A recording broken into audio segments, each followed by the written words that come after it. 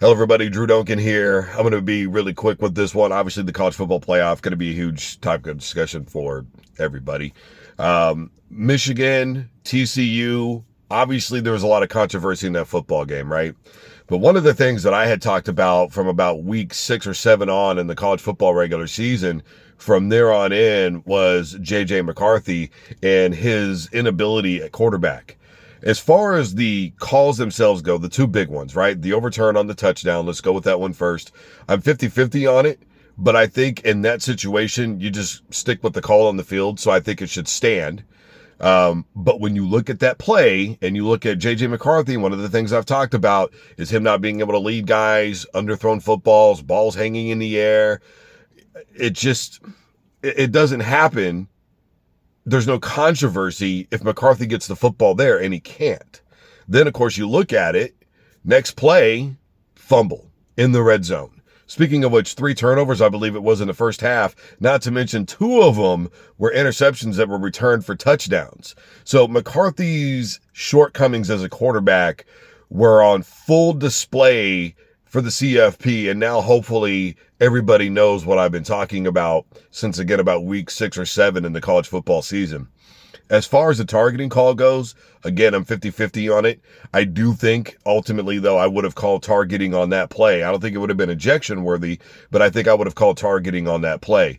The fact of the matter is, when it boils down to it, though, Michigan did beat themselves. Don't forget, the Michigan defense created turnovers themselves. But offensively, they weren't able to capitalize on some of those turnovers. So between the 2 interceptions for the touchdown returns, the fumble in the red zone, which was the result of a bad throw, which led to the overturned play call, which led to the fumble, it all started with the quarterback. And that's just the way that it is. The game begins and ends with the center and quarterback. That is where the play starts, and those are the first 2 foremost people responsible for everything that happens there afterwards. You don't get a good snap, then you're not going to get a good play. You don't get your hand on the ball, you're not going to get a good play. If the quarterback is inept in any type of way, McCarthy had difficult times reading the defenses all game long. If the play was not something that was wide open, then he really couldn't do anything. Now, I understand he made a couple of scrambles, and yeah, he made a few throws outside of the pocket, but the reality of it is, and I always link back to the Michigan-Ohio State game, people look at that, oh man, he threw for 260, whatever it was, and 3 touchdowns. He was also 12 out of 24 in that football game. So there's that. And I think it's pretty point blank. Michigan beat themselves. And I know Wolverine fans are not going to want to hear it, but it's the reality of the situation. Okay.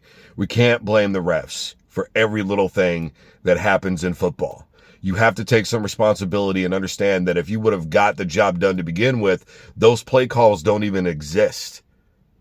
They don't exist. If McCarthy gets the ball in his hands to begin with, it's an easy touchdown. There's no controversy, and then there's no fumble.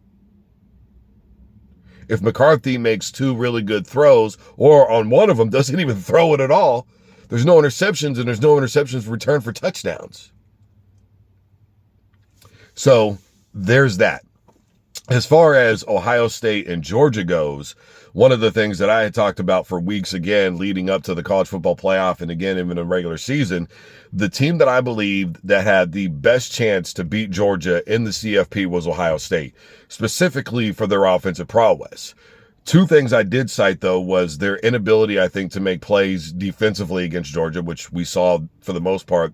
They had a difficult time with that. And then, of course, the special teams play, which, again, the end result of that was a missed field goal at the end of the football game. Now, unfortunately, kind of like Michigan and TCU, we're going to be looking at that one particular play and going, oh, that's what did it. It's really not. The fact of the matter is Ohio State just did not have a good enough defense and good enough special teams play in order to win the game. I have said over and over again that when Georgia is struggling defensively, they have a good enough offense that they can go blow for blow for you. If the offense is struggling, they have a defense that will create turnovers or special teams that will put you in a good place field position wise. We saw that against Ohio State. So with Georgia, because they're so well-rounded that when one aspect or even multiple aspects of their game is failing, they still can use that one aspect to keep themselves in the game and put themselves in good positions. So I think that ultimately Georgia will beat TCU. I think it's honestly going to be a runaway football game. I don't think Michigan would have done any better against Georgia, if I'm being 100% honest with you. I think it's Georgia's game to lose. They have everything going for them. They're a better football team than TCU. They've got a better offense. They have a better defense. They have better special teams. And I know a lot of people are going to, be riding high on Max Duggan. He was quarterback of the year.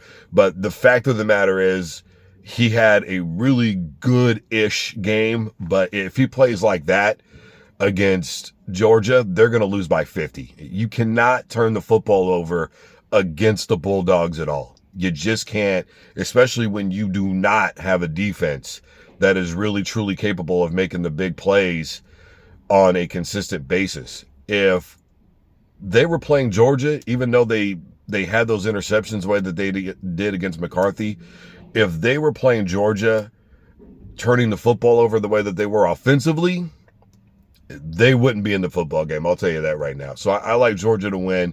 It'll probably be close for about 3 quarters, and then after that, I see Georgia running away from TCU and putting the nail in the coffin late in the game. So there's that. Pretty simple, straightforward. Guys, I'm Drew Duncan, Sync 57 Sports, wherever you listen to the podcast. And as always, stay safe and take care of yourselves.